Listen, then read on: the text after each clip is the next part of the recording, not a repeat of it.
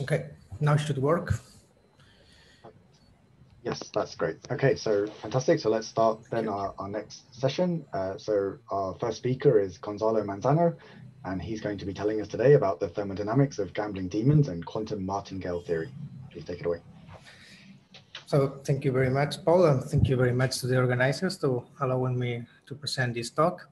So this is a work that we published recently during this year in this reference here, and has been done in collaboration with people of the PICO group at Aalto University in Helsinki, Finland. So Diego Subero, Oliver Mayet, and Luca Pecola, and also with some collaborators at ICTP in Trieste, Italy, Rosario Fazio and Edgar Rolla. So this is the outline of the talk. I will start with some motivation, mainly Maxwell demon. Then I will present our proposal for a gambling demon and show you some of the results that we obtained. Then I will discuss the experimental implementation of our results in a single electron box, which is a microelectronic device. And then I will go to the quantum case in which we use quantum martingale theory. So let me start by just recalling what the Maxwell demon is. So in 1867, James Maxwell introduced a famous thought experiment after studying the kinetic theory of cases, in which you have two compartments with cases at different temperatures. And the two compartments are separated by a rigid wall with a small trapdoor that can be opened or closed at will by a little intelligent being, which was later called the demon. The idea in this thought experiment is that since the gases in the chambers has some distribution of velocities, Maxwell argued that the demon, if it is able to look at the position and velocity of the particles, he will be able to sort the particles, letting pass very fast particles from the cold temperature gas to the hot chamber, and slow particles of the hot temperature gas into the cold chamber, so that by doing that, the hot gas will get hotter and the cold gas will get colder with any apparent investment of work, so therefore violating the second law of thermodynamics. A very close configuration was introduced later in 1929 by Leo Szilard, who did his PhD on Maxwell demon. And in this case, it consists in an information engine in which there is a single particle gas in a container, and which is in contact with an external bath at temperature T, and doing a cyclic operation by introducing some wall and looking in which part of the wall the particle is, and then extracting work by an isothermal expansion in a reversible way to the opposite side, the machine is able to produce an amount of work of kT log 2 per cycle. Although Szilard already pointed that in practice one should consider the cost of measuring, that he thought that it may solve the paradox, a full exorcism was not possible until the information theory was developed by Claude Shannon and others. And this exorcism essentially said that the violations in Maxwell demon are only apparent whenever one takes into account the thermodynamic cost of information processing. In particular, according to the arguments by Charles Bennett and Rolf Landauer, the key point that one may use to solve the paradox is Landauer's erasure principle, which states that erasing of 1 bit of information has a minimum work cost, which is precisely equal to kT log 2, and which is there even if the error is done reversibly. So this means that there is no free lunch, so the second law is preserved overall, but the further development of these ideas has led to a comprehensive framework about thermodynamics of feedback control and information, where the information acquired and stored can be directly implemented, that directly appears into non-equilibrium inequalities and equalities, as has been reviewed, for instance, in this paper here now. And this invites us to think in information as a resource, as this is even more implicit in some autonomous setups, which introduce the notion of information reservoirs, like the one here, where we're allowing to use, let's say, a tape of with low entropy, allow us to perform thermodynamic operations that will be otherwise impossible. So another remarkable point is that in the last decade, the original thought experiments of Maxwell and Szilard has been implemented in the laboratory in many different platforms, ranging from colloidal particles in optical traps, electronic devices in the microscale, and also quantum setups like nuclear spins using NMR spectrometry techniques, or also circuit QED setups. So for a review of experiments up to 2015, you can look at this paper here.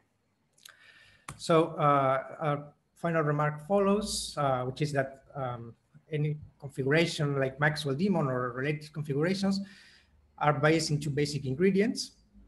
The first one is the gathering of information about the microscopic dynamics of a system. And the second one is the application of feedback control based on the information which has been gathered, which in the case of Maxwell Demon is the trapdoor, or in the case of the Szilard engine is the inserting the wall and making the piston. So the main motivation of our work is essentially to see what happens when the second ingredient is not present. So we want to see if a demon can still operate without using feedback. And instead of that, we only allow the demon to either stop or not stop the dynamics at every time step. We call this a gambling demon because it's similar to what happens with players in the casino, who can decide to play or to quit the game, but they cannot change the rules of the game, so they cannot implement feedback. For instance, you cannot shake the roulette in the casino if you don't like the result, which will correspond kind of to feedback control. So this is the configuration, the schematics of the configurations we consider. We have a system which is in contact with an external thermal environment, inverse temperature beta. And we have a driving protocol, which is fixed and goes from time 0 to the final time tau, driving the system out of equilibrium. And we have some continuous monitoring of the system that allow us to define some trajectories of some degrees of freedom of the system, which we call X. So the idea is the gambling demon can observe these trajectories and then implement what we call a gambling strategy, which is essentially that when a condition is verified for the first time, given the information at hand, the demon stops the dynamics. And otherwise, the process continues until the end, that is until time tau. The times at which the demon stopped are called stopping times, and will be a random variable that will be different for every realization of the process. And of course, it will be between 0 and the final time tau. So this is analogous to the situation of a gambler in a slot machine. So we consider that the demon has invested some work, which is represented here by the silver coins, in order to drive out of equilibrium a system.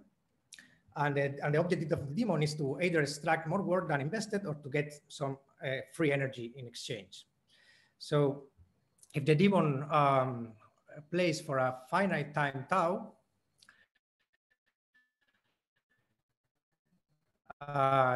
sometimes the demon will win, sometimes the demon will lose, but on average, the demon is bounded to lose because of the second law of thermodynamics, implies that on average, the work will be greater than the free energy change. On the other hand, what we ask is what happens is if the demon implements on a smart strategy that allows the demon to stop the different trajectories at different specifically favorable times, so that when you average over all these stopping times, you can invert this inequality. And we answer this question on the positive. And in order to do that, essentially what the ingredient, we use standard stochastic thermodynamics and the new ingredient that we incorporate is this Martingale theory. So what is a Martingale? A Martingale is a stochastic process, and they were introduced first by Paul Levy in 1934, which fulfills essentially this property here, meaning that the conditional average of the process at any time tau condition on observations of the trajectory until some previous instant of time t are equal just the last observation of the process, so that the mean of this process in the future will be just given by the last observation of the value of the process. Of course, this doesn't need to be a Gaussian distribution. The only important statement is about the mean. Sorry. So martingales are very nice processes because they fulfill a lot of interesting properties. One of them is Dub's optional stopping theorem that says that the average of a martingale process on stochastic times, so stopping times, equal the average of the process at the initial time. And martingales has been studied a lot in thermodynamics and finance, in which they are used to, for instance, to model what is called fair markets, where you cannot profit from fluctuations in supply and demand, which is called no arbitrage opportunities in general. But recently they have been shown to be also useful in stochastic thermodynamics, and in particular it has been found that the exponential of minus the entropy production in a non-equilibrium stationary state is a martingale. And this is a very strong statement, and in particular is stronger than the usual fluctuation theorem for the entropy production. And indeed, it implies the fluctuation theorem. You can see it because if I take t equal to 0 here, this converts just in the standard average, and the right-hand side becomes the entropy production, the exponential of minus the entropy production as 0, which is 0, so this is 1. And this has been studied in this reference here, among others. Here, what we do is to consider what happens when the process is not stationary. And what we found is that this entropy, this exponential of minus the entropy production is no longer a martingale. So this means that there will be arbitrage opportunities. And this is essentially in what our results are based. What we found is that there is a different martingale, which is essentially this process inside the brackets here. And this allows us to obtain, using Dub's optional stopping theorem, this fluctuation theorem at the stopping times, in which we get the part which is just the entropy production, but also an extra term, delta, which I will introduce in a moment. This also leads to a second law inequality of this form, where the averages are also at stopping times. So what is this delta term? We call it stochastic distinguishability. It's essentially a stochastic version of the Kullbaer-Leibler divergence, where you have the logarithm of the probability densities in forward and time reverse processes evaluated along the trajectory. So here you can see a sketch of the setup in which you start from some initial state, and which on average is given by this probability density, follows a protocol, and it gets to a final state. And in the time reversal process, we start in the final state of the forward and apply the inverse protocol, meaning the time reverse sequence of the driving. So in general, in any intermediate instant of time, you will have some asymmetry if there is driving in the system. So if the process is not stationary. This is an interesting point, and because it tells us that this kind of gambling requires this time reversal asymmetry, because otherwise this will get 0 here, and then we'll recover the usual second law. We test these results in a single electron box, which was constructed and measured by the PICO group in Aalto University. Essentially, the sketch of the setup is here in this scanning electron micrograph with false colors. We have a copper island in the middle, which is in red, which is coupled to aluminum superconducting leads, which acts as a thermal reservoir at temperature 0.67 Kelvin. Then the setup can be driven by use of a gate in which time-dependent voltage can be implemented. And there is a detector, which is a single electron transistor, and would allow us to monitor the state of the system. In particular, at low temperatures, we have only 2 states. So this implements an effective classical 2-level system with 2 charge states corresponding to 0 or 1 excess electrons in the island. So by looking at the signal of the detector, we can digitalize the signal and then obtain whether the state of the system is either 0 or 1 along trajectories. And we implement a linear ramp in the external voltage that controls this offset charge of the energy of the system. In order to identify here work and heat, we use the usual convention in which here is due to heat is exchanged with the reservoir whenever there is a change in the state of the system. So a jump between 0 and 1. And work is due to the driving of the external potential whenever the states are modulated and they are populated. So more details on the setup can be found in these 2 papers, because this setup has been used also before. And the strategy that we implement is a very simple strategy. It's a finite horizon first passage times for the work.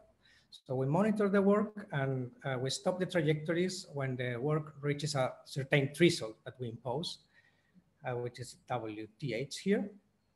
And if the threshold is not reached, we continue until the end of the protocol of time tau. So the logic behind this strategy is essentially that if you are kind of investing too much work to drive your system, you essentially stop it, because it's unlikely that you will get something useful. And otherwise you let it go, and then when you will average, you will get something interesting. Here you can see some of our experimental results. This is the average work minus the free energy evaluated at stochastic times versus the work threshold. And we see that there is, well, the solid lines are numerical simulations for 10,000 trajectories. The dots are experimental points by almost 1,000 samples of the experiment. And then the shadow areas are the errors in the experimental points. So we can see that there is we can see that the numerical simulations follow the same trend that the experiment, and that there is a big region in which this inequality, this quantity is negative. So we have useful gambling, and indeed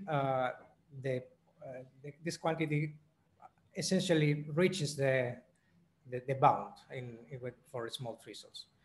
On the other hand, for high thresholds, the system is almost not stopped. All the trajectories end in the final time, and then we recover the normal results for the usual second law.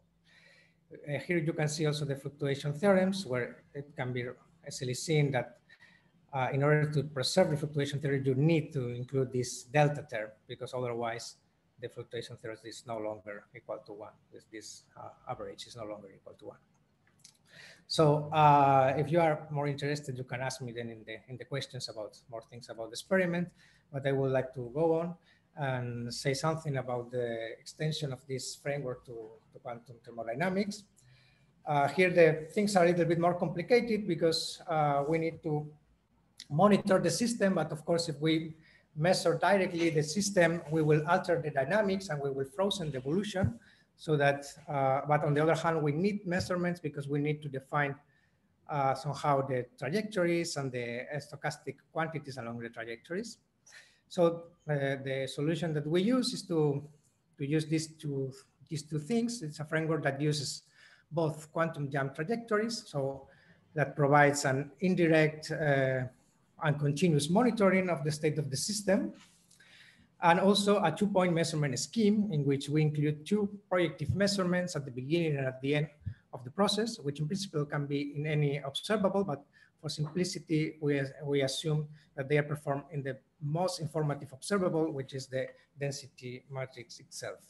So using this kind of framework, which has been introduced in these papers, among others, and we can define trajectories in this way, in which we have the outcomes of the 2-point measurements at the beginning and at the end, and a sequence of a record of the jumps that the system follows during the monitoring. This led us to construct a wave function for the system, which is conditional on the specific record of jumps given by the indirect measurements and the initial state. And this is essentially the solution of an stochastic Schrodinger equation. Of course, if we average over trajectories, what we get is a master equation rolling the evolution of the density matrix of the system in Limblad GKLS form. The main quantity in which we focus is the stochastic entropy production along trajectories, which is defined in this way. You have the first term, which represents the system entropy change, and you can assess it thanks to the 2-point measurement scheme.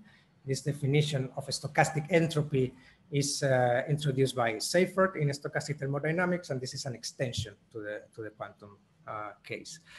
On the other hand, we get a second term, which is proportional to the stochastic heat that is related to the sequence of jumps that are observed by the indirect monitoring. By using the first law of thermodynamics, we can rewrite this as in the classical case as beta W minus delta F, but this is the non-equilibrium free energy, where we use, again, the stochastic entropy to define it. So, so this is okay, but what are the problems when it comes to define this Martingale theory and this gambling? The essential problem is that all the quantities are well defined from the beginning to the end. Yes? So sorry, sorry to interrupt you, but we're already running 5 minutes over. So can you wrap up in 2 minutes? Is that okay? Yeah, sorry. Okay, thank you. Okay, so there are some problems that we need to overcome, and in particular, they are related to the fact that the stochastic wave function can be during the evolution and in superpositions of eigenstate of the density matrix, so that it's difficult to define stopping times without including the final measurement over the system. But of course, we want to decide whether we stop or not the dynamics before implementing the last measurement. So in order to solve these problems, what we do is we perform a split on a stochastic entropy production, which is introduced in this paper here, and uses a trick using Ullmann fidelity in order to perform this split. And with this trick, we are able to derive a result for a martingale in the quantum case, which leads to a stopping times fluctuation theorems, where essentially the main difference is that it pop out an extra term here, which is of quantum nature, is only non-zero when we have superpositions in the stochastic wave function, and which can be in principle either beneficial or detrimental, depending if it is negative or positive. So this is essentially the main conclusions. So I will just point that we introduced this gambling demon, that in principle, it does not require feedback. So I think that it will be more applicable in general rather than the original proposal of Maxwell demon. Also, another interesting point is how this demon can be used, for instance, for help in the operation of small height engines, or how to obtain optimal strategies for the gambling. And also how to design beneficial quantum strategies, taking into account this extra term that pop out due to the coherence. So that's all. Thank you very much. And if you're interested, you can check this our paper, or also this physics highlight.